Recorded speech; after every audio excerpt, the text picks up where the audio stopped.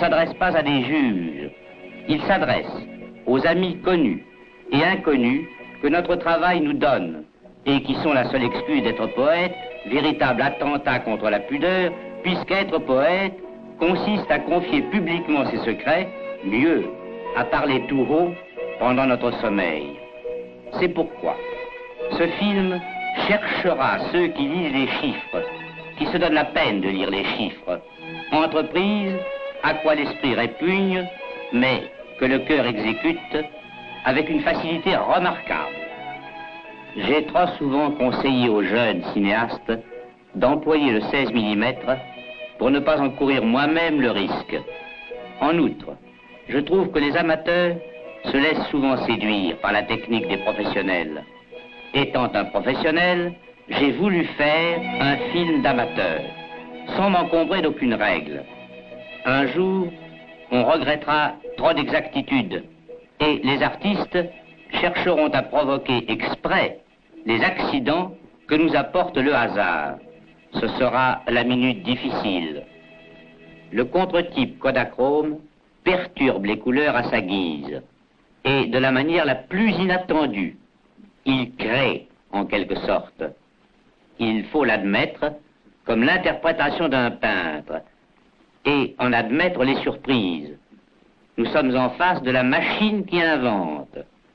Ce que je montre n'est pas ce que je veux, mais ce que la machine et ce que les bains chimiques veulent. C'est un autre monde dans lequel il est indispensable d'oublier celui qu'on habite. La villa Santos Aspire appartient à Madame Alec Vesveler. Elle domine le cap Santos Aspire, la dernière pointe sur la carte avant celle du cap Ferrat. La villa est construite entre la route qui mène au phare et les rochers qui descendent à pic jusqu'à la mer. On voit en face Antibes, Cannes, Nice et sur la droite ce Villefranche où j'ai tant vécu. Voici le nouveau phare. Il porte encore ses échafaudages et ressemble à quelque architecture de Piranèse. Comme je séjournais à Santos Aspire l'été de 1950, j'ai eu l'imprudence de décorer un mur.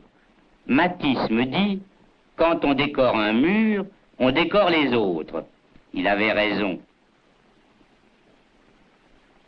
Picasso a ouvert et fermé toutes les portes. Restait de peindre sur les portes. C'est ce que j'ai essayé de faire.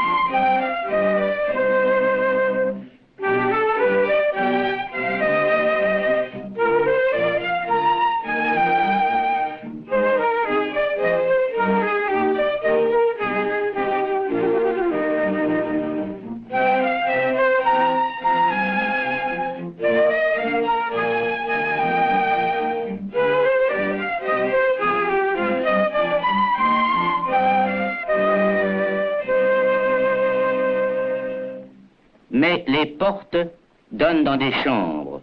Les chambres ont des murs. Et si les portes sont peintes, les murs ont l'air vides. Tout l'été de 1950, j'ai travaillé sur des échelles. Un vieil ouvrier italien me préparait les poudres qu'on délaye dans le lait cru. Une jeune femme habite Santos Aspire, il ne fallait pas habiller les murs. Il fallait dessiner sur leur peau. C'est pourquoi j'ai traité les fresques linéairement avec le peu de couleur qui rehausse les tatouages. Santos Aspire est une villa tatouée. Le premier tatouage de la grande salle est au-dessus de la cheminée, elle-même tatouée de feuilles. Il représente le mythe du soleil.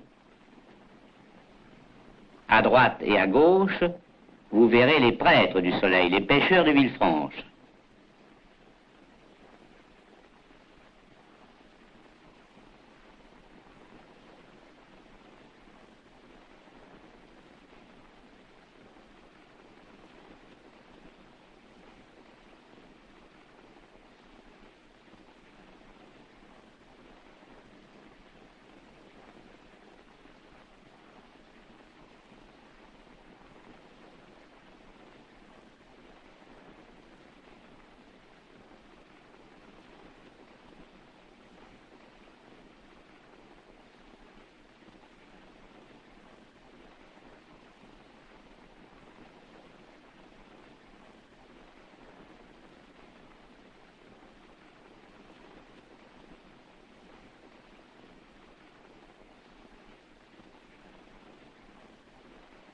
Le tatouage suivant montre le soleil du soir. Une femme dort sur le sable.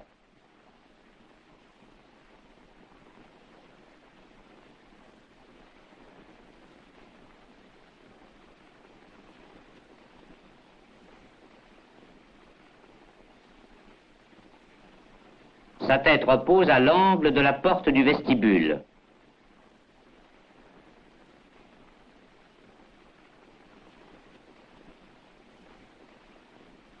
Dans l'ombre, derrière moi, vous apercevez un des graffitis du vestibule, la nuit dans son char. Comme dans Amphitryon, la nuit parle avec Mercure. Rentrons dans la grande salle. J'avais oublié le mythe de la lune, un pêcheur endormi et une licorne.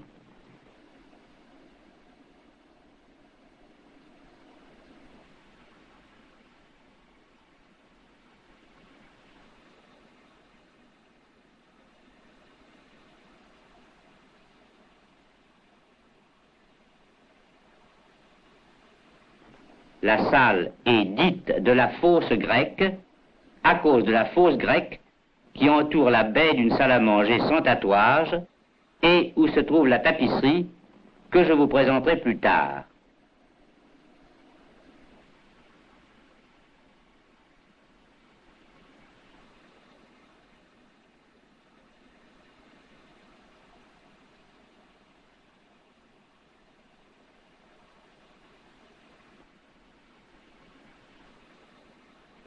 Nous sommes dans la chambre dite de Diane. Cette chambre montre le mythe d'Actéon. Surpris par Diane et par ses nymphes, Actéon va être changé en cerf.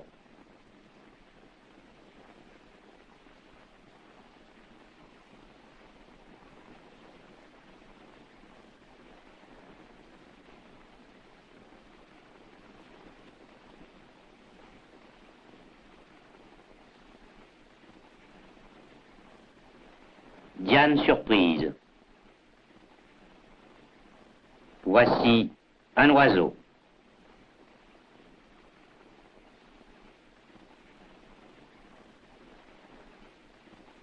Voici un autre oiseau. Voici un troisième oiseau.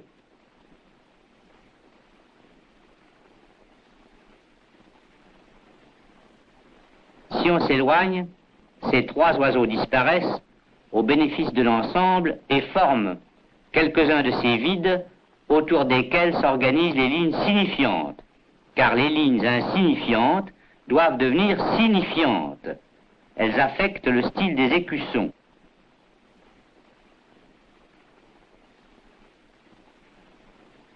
Les tatoueurs des ports s'inspirent de catalogues et de cartes postales. J'ai respecté cette tradition, mais je me suis inspiré des baigneuses de Renoir.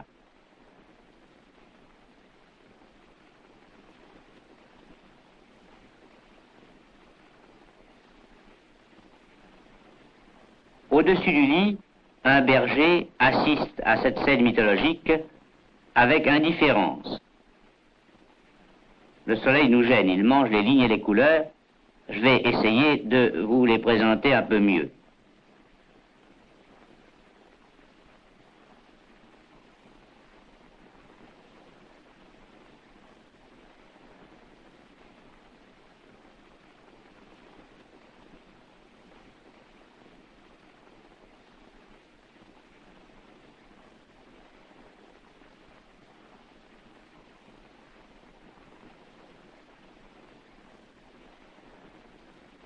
Une minuscule antichambre précède la chambre que nous venons de visiter.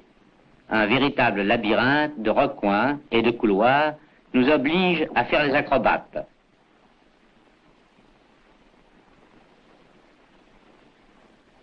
À droite du lecteur endormi, on dort beaucoup sur ces murs. L'escalier mène aux chambres du bas.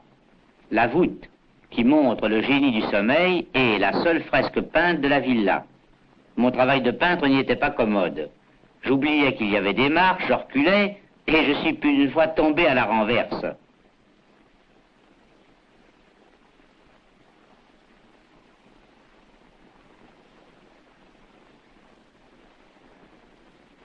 Un des dioscures, à droite. Je n'ai pas pu arriver à prendre celui de gauche, n'ayant aucun recul. Cela vous fera un dormeur de moins. La déformation du bras vient de ce que nous devions filmer, couché, le dos sur les marches.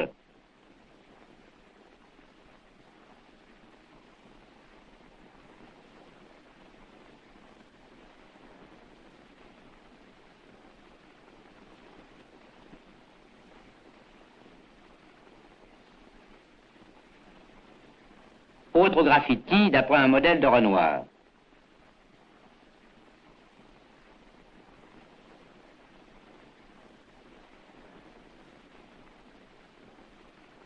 Saint-Soupir était, paraît-il, un chasseur.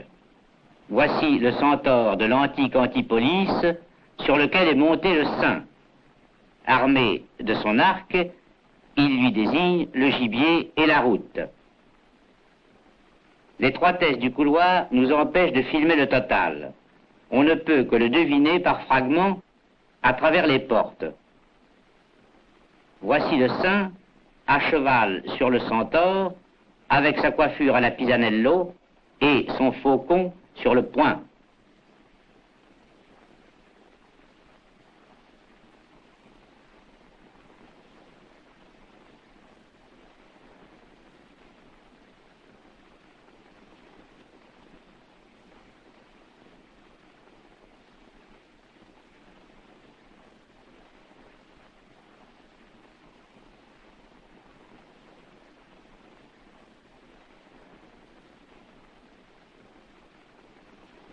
On ouvre une porte que vous connaissez déjà. Voici la chambre des boucs, dite chambre des sages.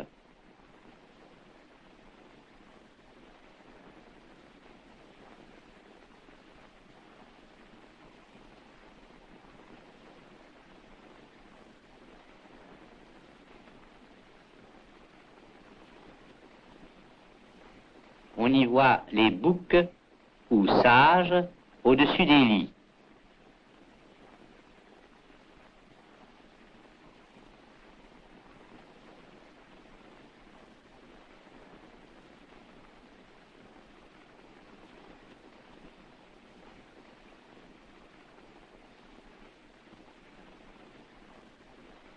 En face des lits, le chèvre-pied, les licornes et les vagues.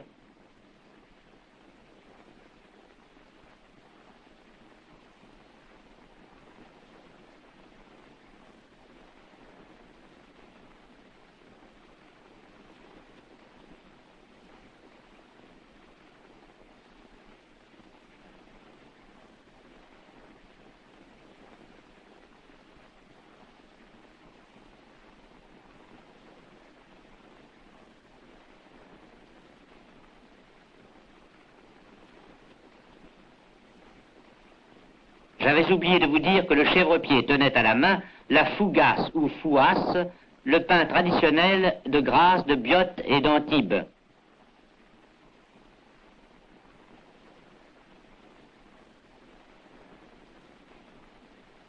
Depuis la transformation du musée Grimaldi, les marchandes d'Antibes l'appellent main de Picasso.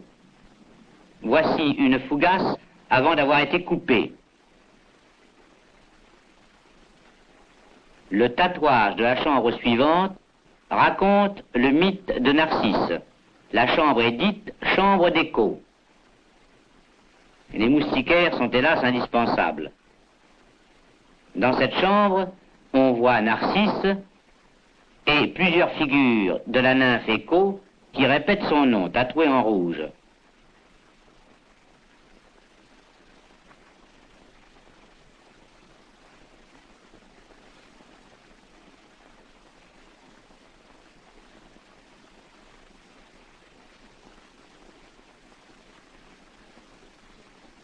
C'est l'ombre des lits niçois.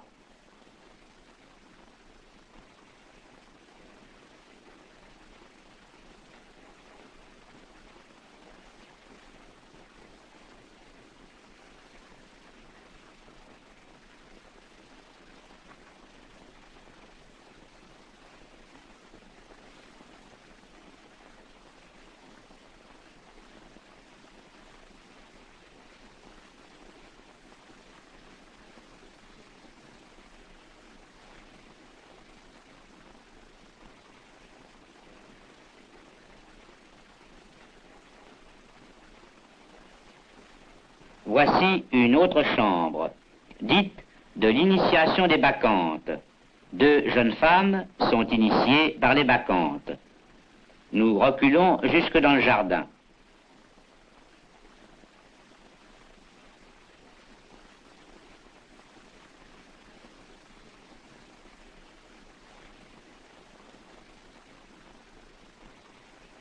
En face, Dionysos dort après avoir bu.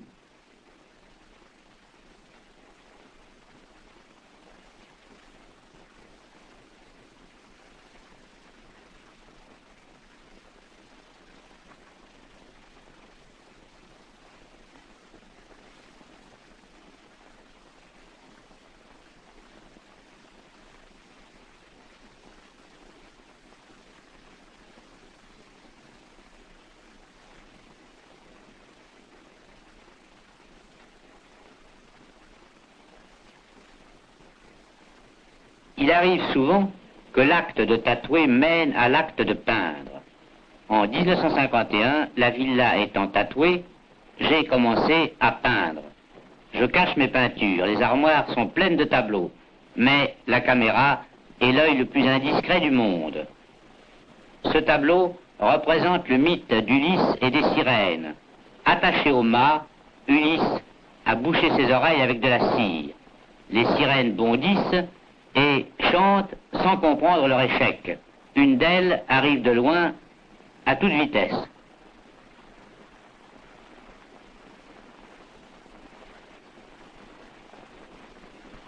Un marin attaché a enfoncé son bonnet sur ses oreilles.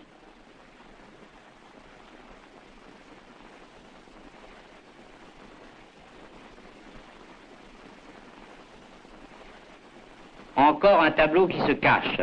C'est le mythe de Phèdre et des nonnes.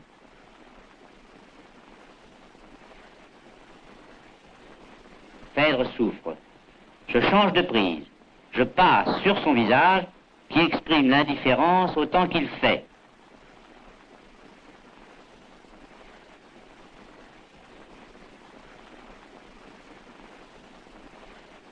Imprudence de fumer pendant une prise de vue.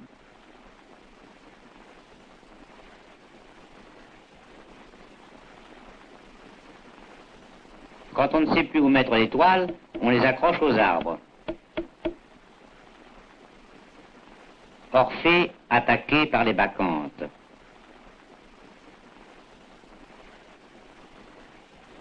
Tête d'Orphée mort.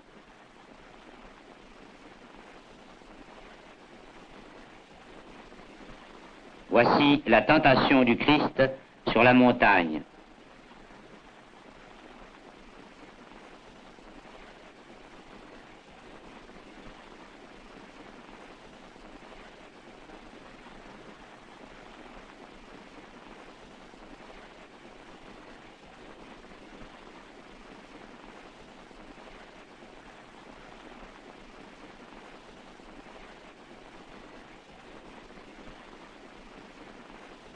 la pomme, Satan est charmant, bien sûr, il tâche de convaincre. Le Christ n'écoute que d'une oreille, l'autre est ailleurs. Voici des briques peintes.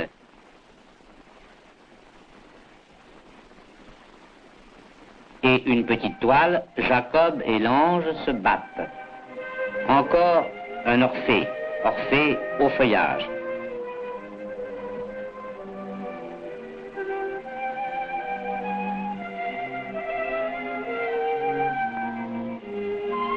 Voici un champ de blé sur une plate-bande.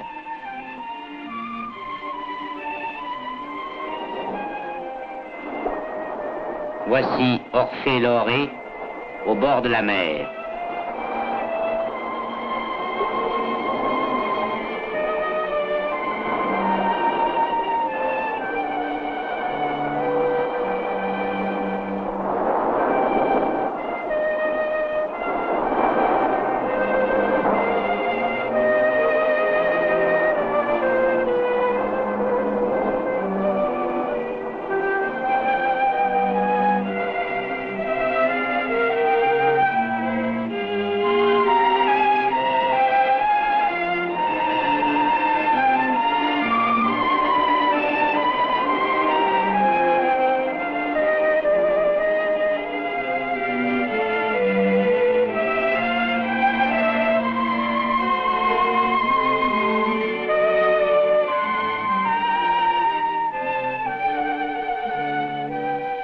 Rien de plus commode que ces pantalons américains pour mettre les cigarettes. Il m'arrive de peindre, faute de place, dans un atelier en construction entre la villa et le phare.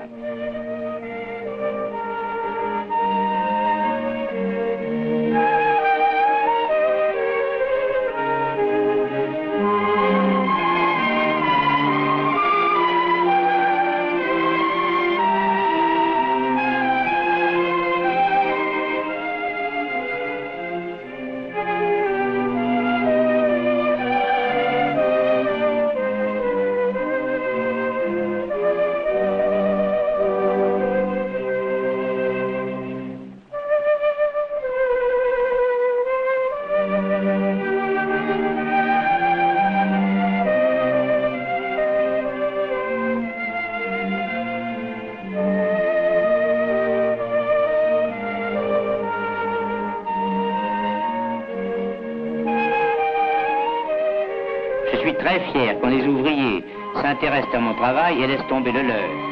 Même fenêtre en sens inverse. Le temps va vite à l'écran si on le découpe. L'atelier est construit. Avec Francine Vesveler, je le visite.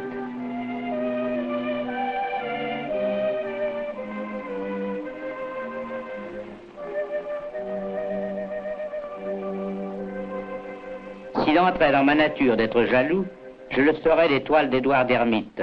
Exemple de perturbation des couleurs du contre-type. Ce tableau qui semble pâle et d'un seul vert est en réalité fait de verts très vifs et innombrables. C'est la seconde fois avec Jean Marais qu'un de mes acteurs m'étonne en se mettant à peindre. Il est curieux de voir comment de très jeunes peintres contredisent déjà l'école abstraite au milieu de laquelle ils ont été formés. À mon âge, on n'a plus le temps de prendre des vacances. Mes vacances, c'est le travail. Quand j'écris une pièce, j'écris une pièce. Quand je peins, je peins.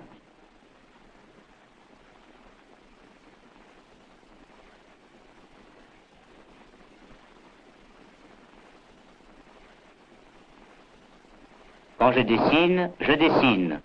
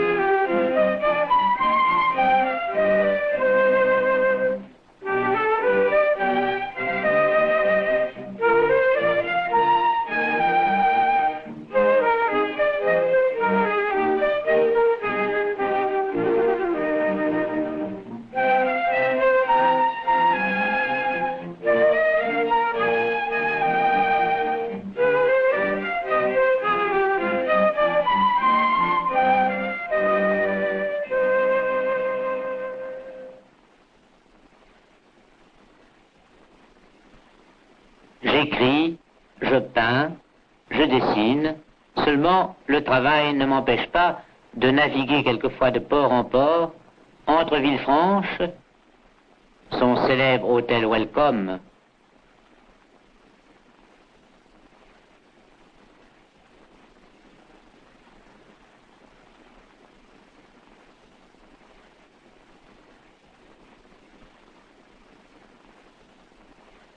entre Villefranche et l'admirable Porto Venere,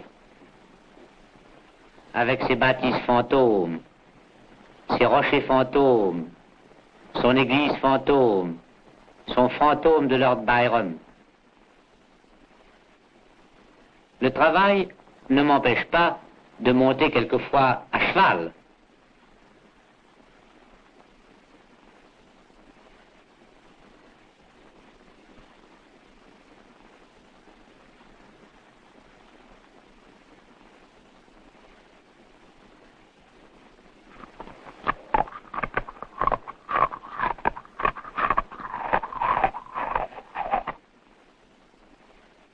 Le travail ne m'empêche pas de monter même quelquefois à Lyon.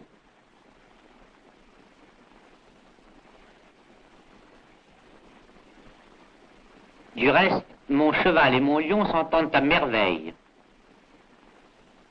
Le travail ne m'empêche pas de jouer quelquefois aux boules.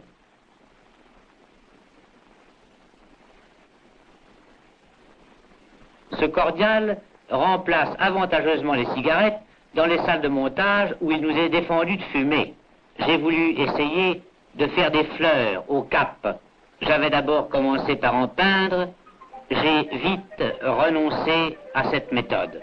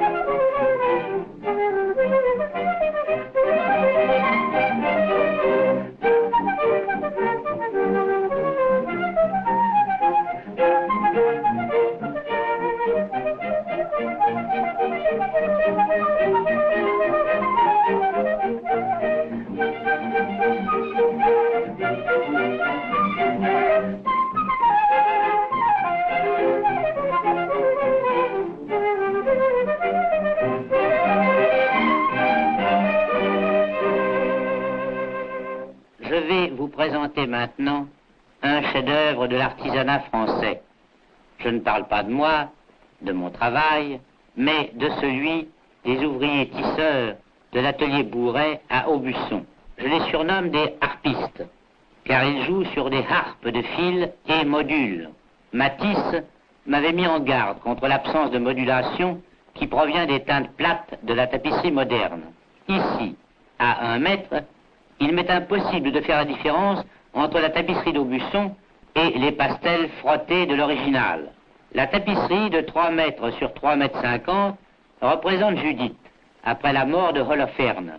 J'ai choisi exprès un sujet de prix de Rome. Judith a fait son coup. Elle n'est plus une femme. Elle est un sarcophage en marche, dépositaire de son histoire. Elle porte la tête de sa victime. Elle traverse au clair de lune les groupes des gardes endormis par sa servante.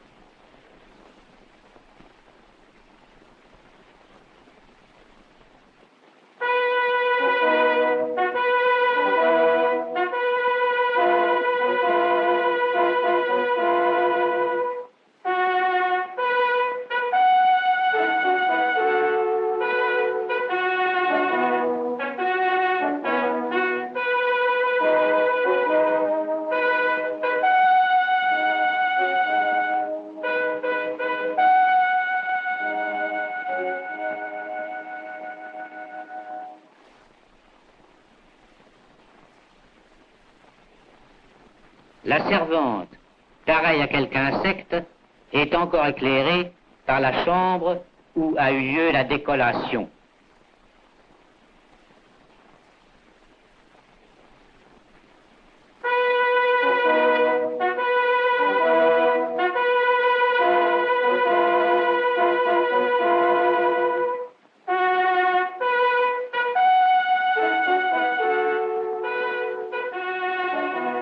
Une des bizarreries du contre-type Kodachrome, c'est qu'au lieu d'une tapisserie éclairée par devant, on croit voir un vitrail éclairé par derrière.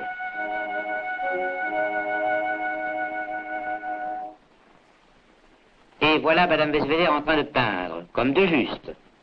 Son portrait est d'Édouard d'Hermite. Je vous présente maintenant la maîtresse de maison en personne. Elle tenait à vous remercier de votre patience. Voilà le porte-chance de la villa. On le nomme le Seigneur.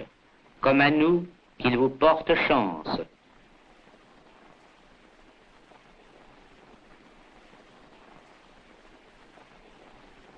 J'en profite pour remercier le docteur Ricou, vice-président du Ciné-Club de Nice, dont je suis le président d'honneur, et qui nous a beaucoup aidé dans notre tâche.